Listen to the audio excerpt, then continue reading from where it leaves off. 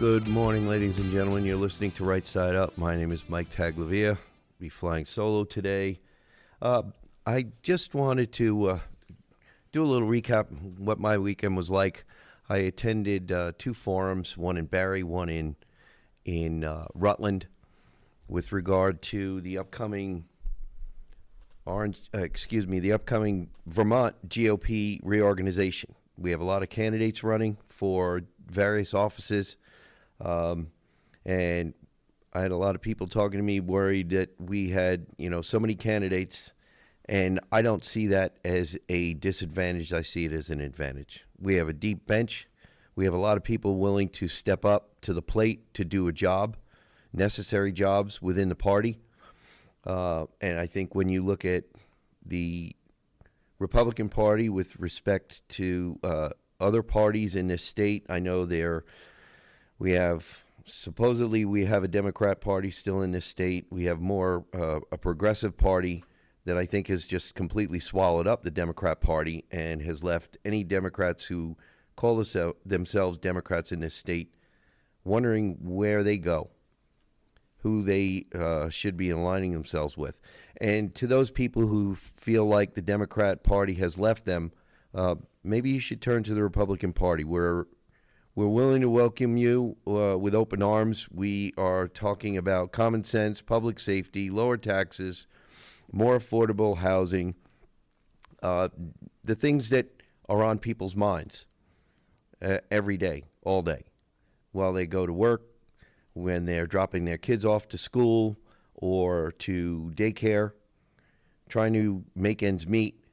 So I just wanted to talk about a little bit about that. I also went to a nice forum in Williamstown, and it was very good. It was well attended, and most of the theme of the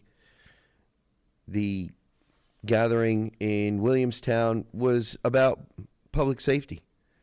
And I think public safety is going to be the biggest issue on people's minds this whole session coming up.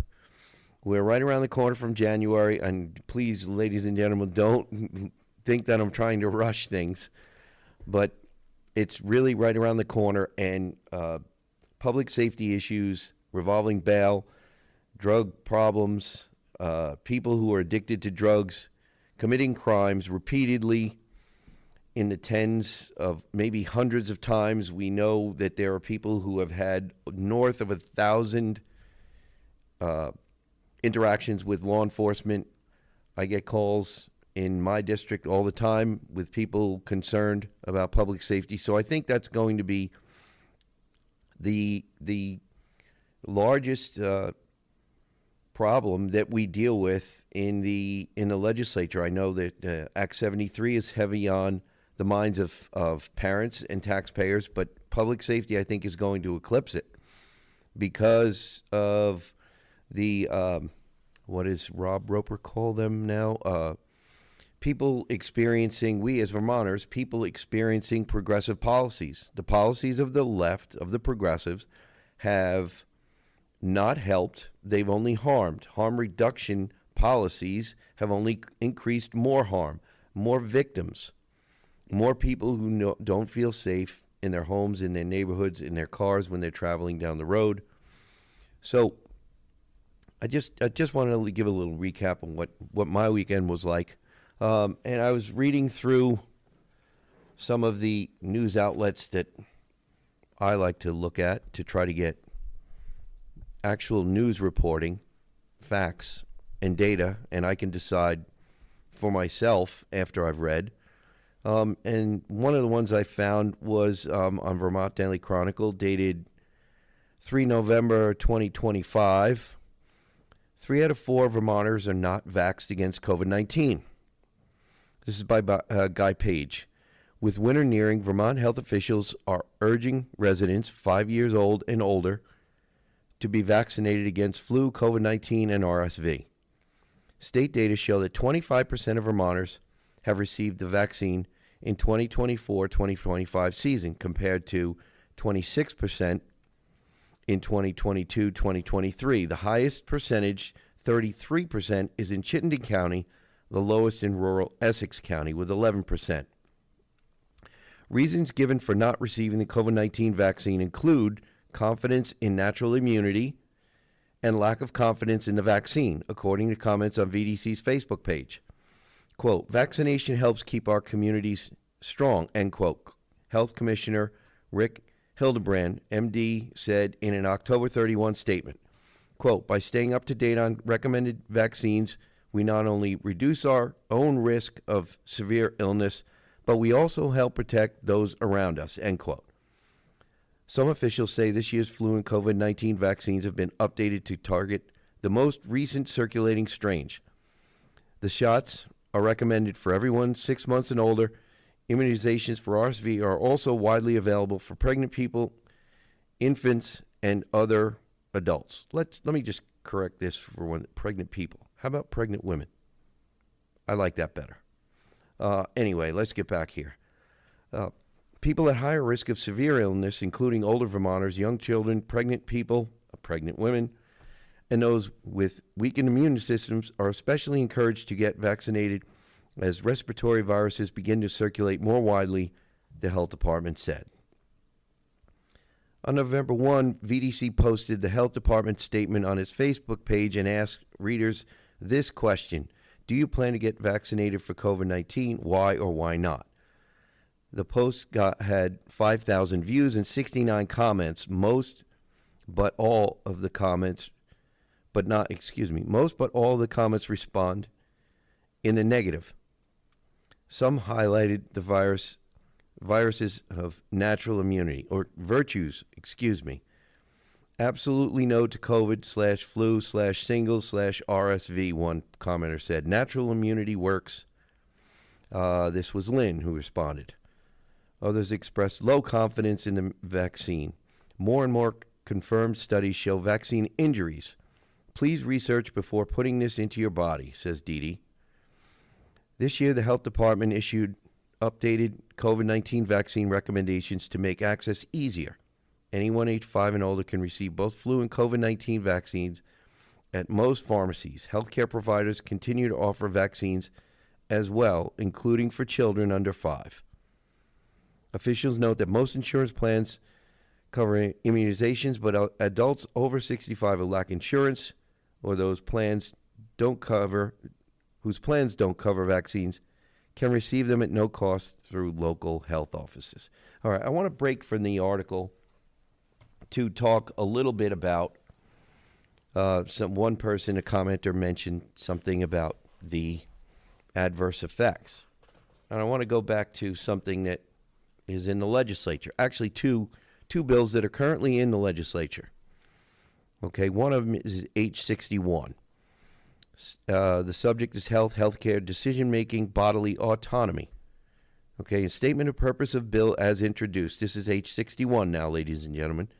This bill proposes to recognize and to prohibit any interference with an individual's rights to bodily autonomy, to make the individual's own healthcare decisions, and to be free to accept or refuse any health or medical intervention, testing, treatment, or vaccine based on the individual's own religious, conscientious, or personal beliefs.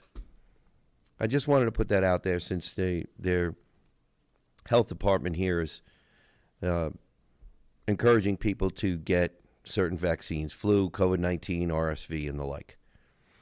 We have one other one here. Let me see if I can find it on my rusty, trusty little laptop here. We have H69. And this, like I said, is currently on the wall up in Montpelier. Hopefully we'll be able to discuss it this beginning of this session. Let's see. Subject: health, communicable disease, immunizations, adverse reactions. Report.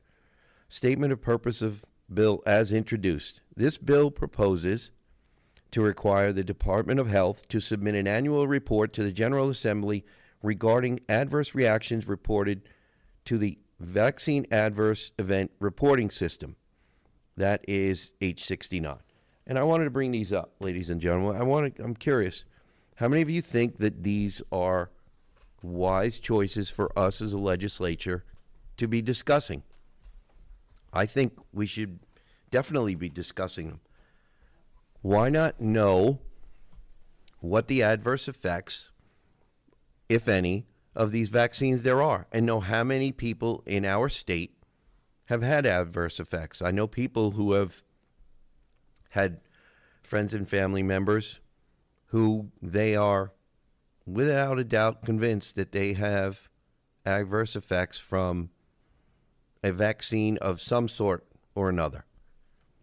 And they have gotten a wide range of reactions from their healthcare providers. But we don't, as far as I know, we do not have any kind of serious reporting right now currently in this state. So maybe H61 and H69 should be discussed, brought off the wall, and actually debated in committee and brought out so that we can discuss them on the floor of the House. I think to the betterment of the entire population of Vermont. What say you? But that's what I think. I know there's plenty of reporting out there with respect to myocarditis and pericarditis, even in young people. I think primarily in young men. But there are other numerous studies out there that say that these vaccines do not deliver on the promise that we were given. So I wanted to talk to you a little bit about those, and I'm going to see if I can find this without making a total mess of my computer here. Are you familiar with Joseph A. Ladapo? Do you know who that man is? He is the Florida Surgeon General. And he has an X account that I follow, and he is not for the COVID-19 vaccine or forcing anyone. There are no mandates in Florida for vaccines.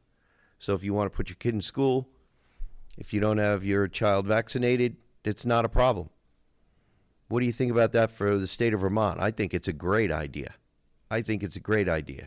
If you believe in freedom, if you believe in individual rights, why not?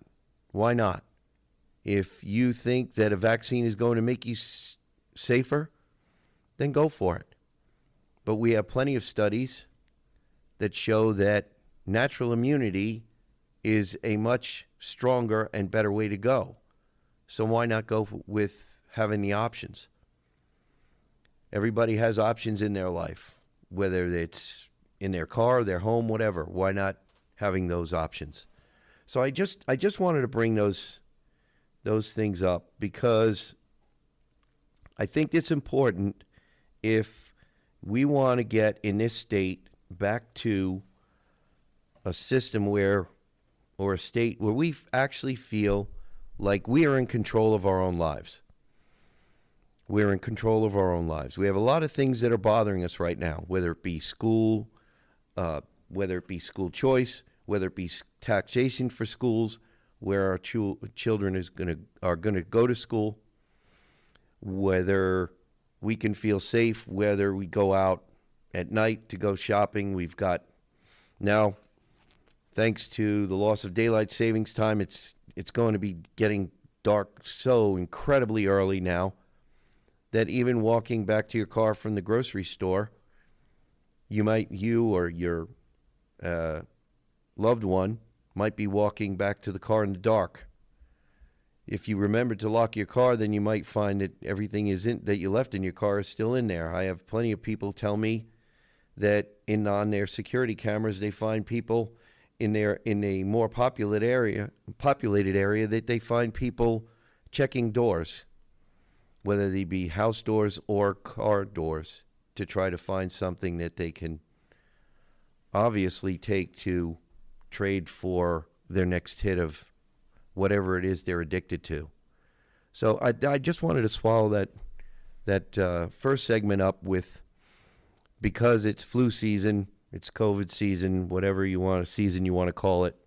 It's getting cold, and people are tending to get, be inside and more and cooped up with other people. So you're going to probably wind up finding yourself getting sick. So I just wanted to put that out there. So we've got to take a break, pay some bills. We'll return shortly. You're listening to Right Side Up.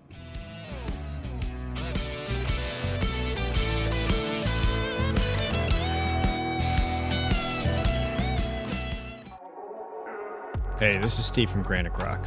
I'd like to thank Mike Tagliavia and Right Side Up for being part of Granite Grok and Grok Media LLC's podcast network.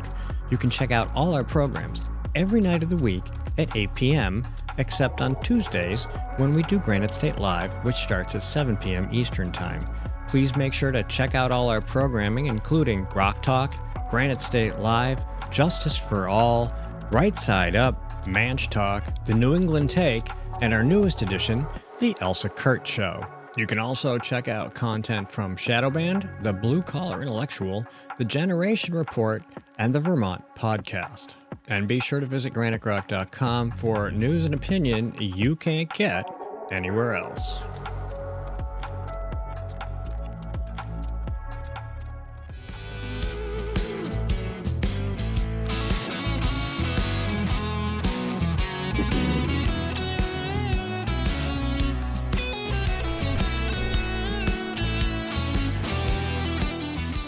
Welcome back, ladies and gentlemen. You're listening to Right Side Up. My name is Mike Tagliavia. I want to switch gears a little bit now. Get back to energy. We talk a lot about energy. Did you see Bill Gates? I guess he figured that the climate alarmism business isn't going to pay as much as some of the other businesses he's got his fingers in. So he says now that climate change, or whatever you want to call it, global warming, is it's not going to be a catastrophe to the Earth. So don't worry about it so much. It affects us, but kids now, you don't need to worry. We were telling you that the world was coming to an end, but I decided, since my bottom line makes more difference to me than anything else, and being honest, we're not going to tell you the world's coming to an end anymore. So I wanted to start with that, but I wanted to include another article from an author or a Substack poster that we refer to a lot on the show, Thomas J. Shepstone from Energy Security and Freedom, and he has a guest post by a gentleman named Dugan Flanagan. Nuclear energy is back. All systems a go after Trump fired NRC commissioner, and that was the giant step that had to be taken first. So with a strong push from the Trump White House, the nuclear energy industry in the U.S. is for the first time since 3 Mile Island bullish about its future. It's about time, given that the average existing U.S. nuclear power plant was built based on 1980s technology. A major reason for the virtual standstill in nuclear energy development in the U.S. was the Nuclear Regulatory Commission's near-maniacal effort to reassure a skittish public that they would not issue permits to any nuclear power plant that had the potential for public harm. Now, ladies and gentlemen, I'm 62 years old, and I remember when 3 Mile Island had their issues and it was shut down. And I feel like for most of my life, we were lied to about the dangers of, or the level of danger of, nuclear power. And we're finding out either that there have been advances that were not able to be permitted because of the Nuclear Regulatory Commission, or we were just straight up lied to because cheap energy is what brings people out of poverty, and you can't control people if you can keep them down by having them pay too much for energy that certain people in the government know can keep it high, keep the cost high, to keep you from climbing that financial ladder, right? So let me get back to the article here. The shot heard around the world signaling a change in U.S. nuclear policy was the summary firing of NRC Commissioner Christopher Hansen, whose divinity school background may have contributed to a perception he viewed his job as more a gatekeeper for regulatory control than a partner in building a U.S. nuclear future. As Senate Environment and Public Works Committee Chair Shelley Moore Capito, Republican from West Virginia, said, for decades, this is a quote, for decades, The NRC took too long, cost too much, and did not have a predictable and efficient process to approve new licenses or modernize outdated regulations. Newly installed NRC Chair David Wright has called the Trump directives not, quote, just regulatory reform, end quote, but, quote, a cultural transformation that positions the NRC to be a forward-leaning, risk-informed regulator for the future, end quote. The agency's internal culture is being reshaped into a more efficient and modern agency without sacrificing public safety, Wright said. But it's not just the NRC that is being transformed. Under presidents from Carter to Biden, nuclear was largely relegated to the closet as the primary focus was the media-driven, quote, green energy crusade. Wind and solar permits were issued without the cleanup requirements and prepayments mandatory for nuclear and fossil fuel facilities. Nuclear was deemed dirty. The first Trump term was so mangled by political infighting, both intra-party and cross-party, that any real nuclear energy agenda lay buried among the lawsuits. In the interim, however, artificial intelligence made giant leaps, and the demand for electric power for fast-growing data centers was exploding. Wind and solar cannot be relied upon by entities development upon 24/7, 365 power. Dependent on 24/7, 365 power. And nuclear is still viewed as the cleaner option vis-a-vis natural gas. Even before Trump's reelection, tech giants were busily signing nuclear energy deals to power their data centers. We covered this probably almost a year ago on Right Side Up. Last September, the owner of the long-shuttered 3 Mile Island Unit 1 nuclear power plant announced plans to restart operations in 2027, thanks to a 20-year power purchase agreement with Microsoft for a nearby AI data center. So like I said, Bill Gates has decided the money is in nuclear. Last October, Amazon and Google both announced that they would be investing in small modular reactors for AI data centers. And it sounds like, ladies and gentlemen, small modular reactors are going to be the way to go. 2 months later, Meta said it planned to follow suit. The amazing thing is that uncertainty that the SMR manufacturers will be able to deliver as quickly and as affordably as the tech giants demand. The simple reason, they have no track record yet, but energy demand is so high that waiting is not an option. In the last few weeks, what was already a fast train picked up even more speed. On October 16th, the U.S. Army unveiled its next-generation nuclear-powered Janus program for the deployment of small modular reactors to support national defense installations and critical missions. Commercial microreactor manufacturers will partner with Army's Defense Innovation Unit with a goal of an operating reactor by September 30, 2028. On October 26, Hyundai Engineering and Construction announced a basic design contract with Fermi America to construct 4 large nuclear reactors on an 8.1 square mile property outside Amarillo, Texas.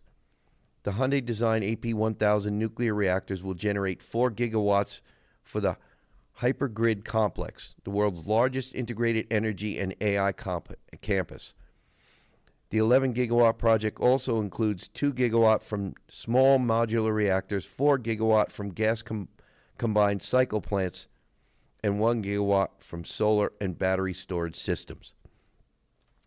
The integrated license application for the $500 billion project, the brainchild of former Energy Secretary Rick Perry and Fermi co-founder Toby Nugelbauer, is currently under expedited review by the NRC. Meanwhile, Hyundai E&C is working on design tasks and preparations for the main construction phase, with finalization anticipated for an engineering, procurement, and construction contract by 2026.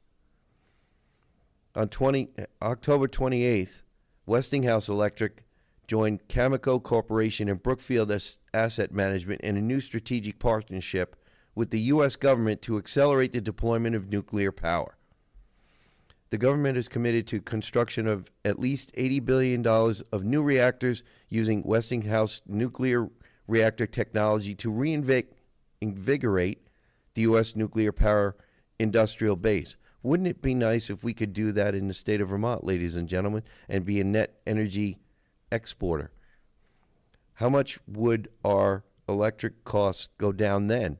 Would it be much more affordable? Would housing be more affordable? Would we not have to worry about so much energy regulation? The government says this partnership will facilitate the growth and future of the U.S. nuclear power industry and the supporting supply chain. The entire project, which will deploy 2-unit Westinghouse AP1000 reactors, is expected to create more than 100,000 construction jobs and support or sustain 45,000 manufacturing and engineering jobs across 43 states. I hope some of those jobs are in this state, ladies and gentlemen.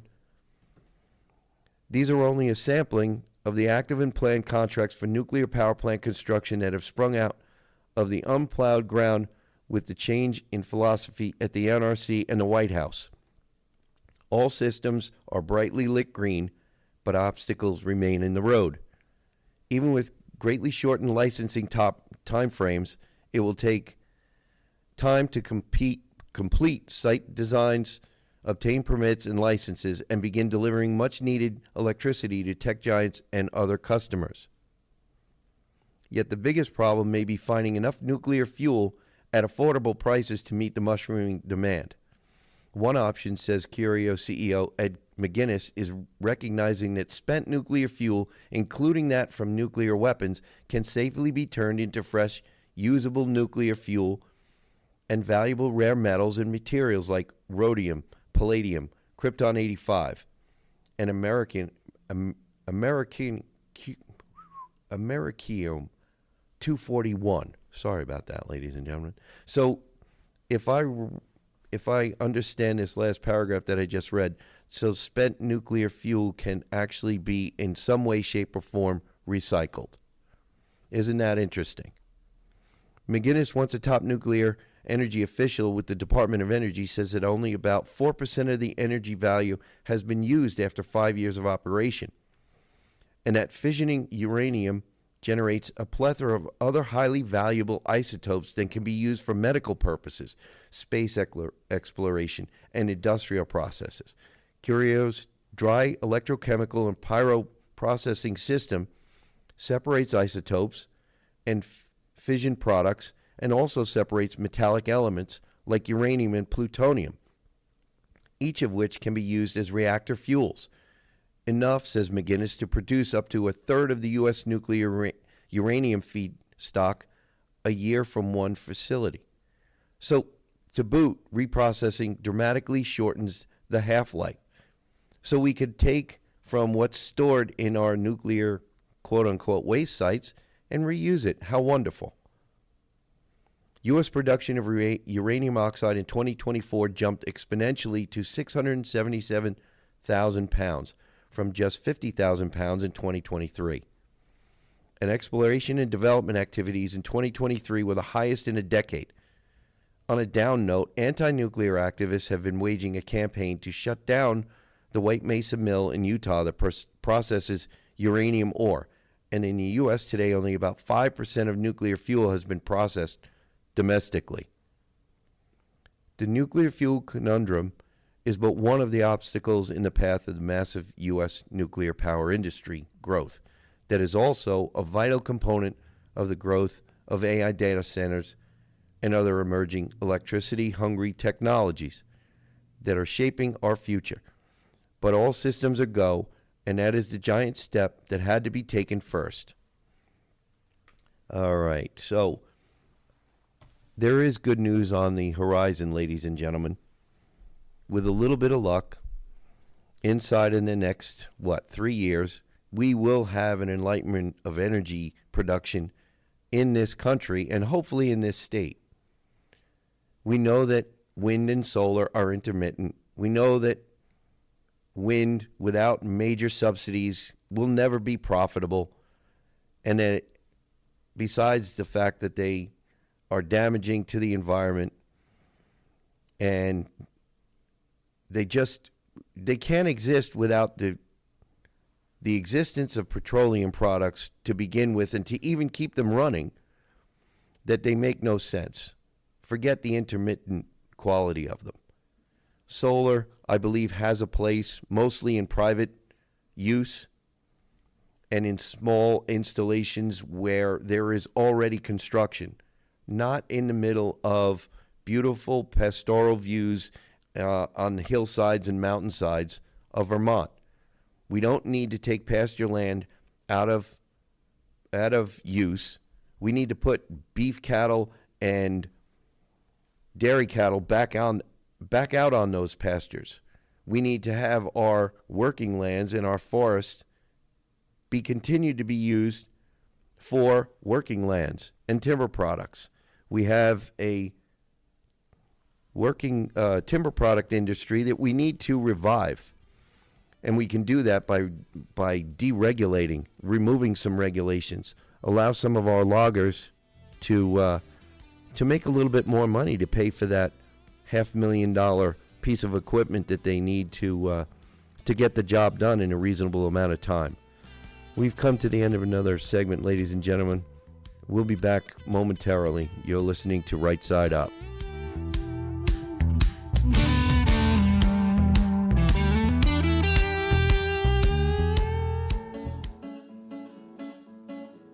Not everyone can get up every day and look for ways to piss people off. But here at GraniteRock.com, we do that almost every day. I can't tell you how many times someone's lost their SHIT and threatened to end us. But we're still here, pissing people off. It's almost like we enjoy it. And we've been doing it since 2006. That's almost 2 decades of news, politics, and opinion, and now podcasts, and we're just getting started. We believe in principles before parties and politicians. We defend free markets and individual liberty, and if that makes you mad, it makes us smile. We're like Grandma after she stopped caring what other people thought. If that sounds refreshing, you need to check us out. This is Steve McDonald for Granite Rock, and we'll keep shining the light on them for you.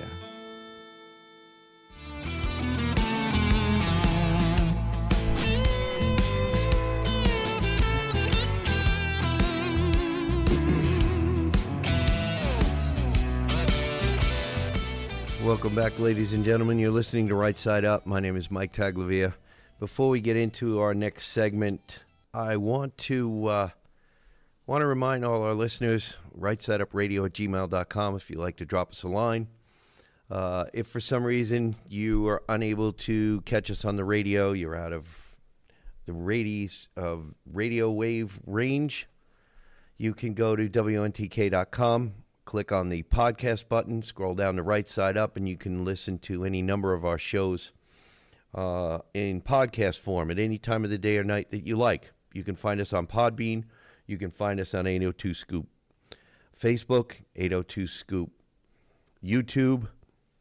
And very soon, we'll have another platform that you can find us on just as soon as I learn how to do a little bit more electronic stuff that I'm not very good at. But I just wanted to cover all of that with you. I want to move on to something else. This is not only a local issue, but is a national issue. So this next article is by John Clark from Small Farm Republic. And it's titled, "The Dems Are Holding the Nation Hostage." The result? Inflated healthcare costs and sicker Americans. The MAHA movement has promised to make Americans healthier, not by expanding healthcare services, but by reducing illness.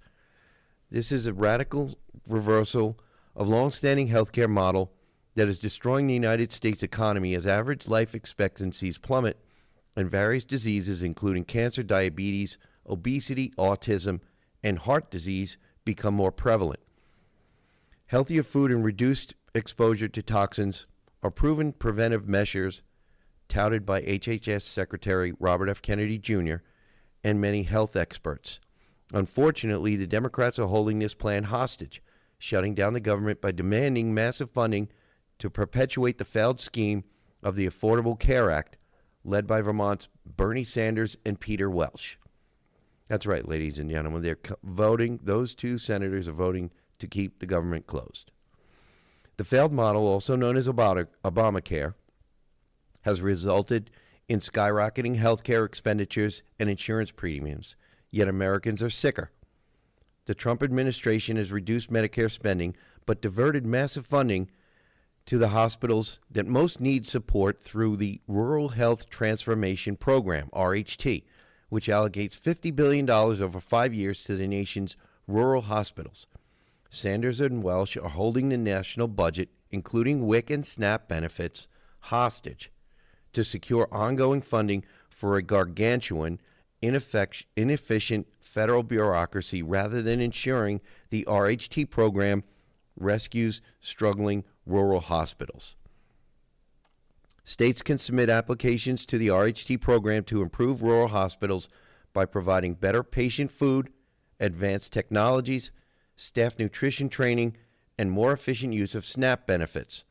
The idea is not to cure more disease, but to prevent it. Prevention and education have proved to be the most cost-effective investments to combat the opioid crisis, and a similar logic applies to health outcomes. Type 2 diabetes can be cured for most people with dietary changes, eliminating the expense of insulin injections rather than funding more insulin. Healthier foods in hospitals can shorten hospital stays, reduce return visits for diet-related conditions, and teach patients lifelong eating habits that will minimize future illness. Healthier diets eliminate the need for costly drugs like Wegovy and Ozempic, saving taxpayers billions while saving lives and sparing patients from various side effects. Secretary Kennedy has repeatedly vowed to focus on the root causes of chronic disease. Rural hospitals have been struggling for years, with about a third currently at risk of closure. Rural populations are also generally more unhealthy than those in urban areas. Addressing this disparity directly rather than through a lethargic, failed Medicare and Medicaid system is sensible. Dr. Mehmet Oz, who oversees the Centers for Medicare and Medicaid Services, has said it's time to rethink the rural care model rather than simply pay bills or patch over systemic problems, instead prioritizing sustainability, quality, and prevention. He declared, "We want transformative big ideas that will dramatically change our expectations of the rural healthcare system." Congressional Democrats, led by Sanders and Welsh, instead strive to preserve a failed status quo that rewards bureaucrats with jobs instead of patients with better health outcomes. Paul Dame, Vermont's Republican chair, explained in an October 20 party newsletter titled, quote, "Democrats block $50 billion for rural health transformation programs," end quote. The RHT program requires hospitals to design their own improvement plans, so federal funds go toward real solutions rather than supporting rural hospitals. Sanders, Welsh, and Washington Democrats want to keep funneling money into broken Affordable Care Act. That approach has failed for a decade. It doesn't fix the system. It just kicks the can down the road. Costs keep rising, subsidies keep growing, and taxpayers keep paying. If we follow that path, Vermont's rural hospitals will continue to struggle or disappear. The only way to actually lower health care costs is to address the cost of delivery, not how we pay for it. Dame is correct. Senator Sanders displayed this interaction recently with Daily Show host Jon Stewart. Stewart, quote, "But where Democrats find themselves is this. We've shut down the government to protect subsidies for an insurance marketplace that funnels $800 billion a year into the pockets of these insurance companies. Have Democrats box themselves into a corner? So my question is, will Democrats recognize the poison pill that they've often placed into well-intentioned policy? Is this a good system to defend?" Sanders: "To defend today, yes. Obviously, it is a system designed to make huge profits for the insurance companies and the drug companies, period. We have got to move to a Medicare for all single-payer program." So Bernie is still all in on single-payer. Sanders proceeds to advocate for expanding the system and taxing imaginary billionaires to fund it. After an interview with fellow budget blackmailer Alexandria Ocasio-Cortez, CNN reported that Sanders and Ocasio-Cortez were in the difficult position of having to justify Democrats' decision not to accept the GOP funding plan, which would keep those paychecks flowing, and instead use the funding fight as leverage for their health care fight. Welsh has similarly stymied the RHT program. Welsh has repeatedly pointed to estimates that show 45,000 Vermonters could lose their health care coverage in the coming years because of the president's policies. That is going to be a hammer's blow to our hospitals because those folks who lose health care don't get a guarantee they won't get sick, and they're going to show up at our community hospitals, Welsh said during Thursday's Senate Finance Committee hearing. Our community hospitals are going to treat them, and they aren't going to be compensated, and that's why Vermont community hospitals are on financial thin ice. Vermont's community hospitals are on thin ice because Vermont's bureaucratic bloat has crippled them with fantastical healthcare models that have delivered profits to technocrats and middle management while crippling service quality and costs. According to Consumer Affairs, Vermont holds the dubious honor of being the most expensive state for health care in the nation, including the highest annual premium of all states. Vermont displays a dismal track record of healthcare administration premised on an experimental model funded by the Sanders-Welsh cure-all of pumping more federal dollars into failed, money-sucking, for-profit scheme that fails to deliver improved health outcomes. Vermont's One Care effort overspent year after year while paying hefty salaries to failed administrators. As I wrote back in 2022, One Care Vermont employees were being paid nearly twice what comparable organizations paid. Rural hospitals were being damaged by the program while patient care declined. State Auditor Doug Hoffer concluded that One Care has cost the state $25.6 million more than it would have paid under the fee-for-service Medicaid model, and deemed $12.7 million to be unaccountable expenditures. In his recent book studying healthcare industry waste titled Pre-Existing Conditions, How Lobbying Makes American Healthcare More Expensive, University of Vermont professor Alex Garlick pointed to the bureaucratic hurdles that hurt patients not just in the Green Mountain State, but across the country. He calculated that states with most lobbyists experienced the greatest increase in health care costs. Professor Garlick stated that it's hard to expect the industry to issue the recommendations that are going to reduce their own revenues. Vermont and its bumbling U.S. senators prove why a novel effort like RHTP, which directly supports rural hospitals through policies that improve health outcomes and prevent illness, is far superior to the botched bureaucratic mess they leave in their wake. What is all the more disgraceful is that Vermont is uniquely positioned to benefit from the RHT program and is applying for $500 million that its senators are actively blocking. Our senators are blocking a possibility to improve our healthcare system, ladies and gentlemen. It seems many Democrats prefer an inefficient bureaucracy that sickens Americans while enriching administrators and discouraging medical staff. Secretary Kennedy and Dr. Mehmet Oz are determined to change that failed model to make America healthy again. Key takeaways. Congressional Democrats are holding the entire nation hostage in a budget battle solely to ensure more taxpayer dollars are wasted in a failed bureaucratic model that is unsustainable and does not prevent illness. Ironically, Bernie Sanders and Peter Welch both hail from the U.S. Senate, the U.S. state that perhaps best proves why their spendthrift idiocy has failed and why HHS Secretary Kennedy's Rural Health Transformation Program is a rescue plan for American health. So, with what's going on with our health care, Affordable Care Act, which is unaffordable, and with our SNAP program, ladies and gentlemen. Now, in the state of Vermont, we are SNAP program recipients, I believe, beginning on the 7th, will begin getting 50% of what they normally would get until the 15th, or the 14th, I can't remember which day, when it will be re-examined, and hopefully by then, our two senators and a few more Democrats, I think, what is it? We need 5 more plus our 2 senators, I think, to finally vote yes to open the government, and then we will not have to worry about this. And then maybe we can get the RHT money that will hopefully come to Vermont to help improve our healthcare system.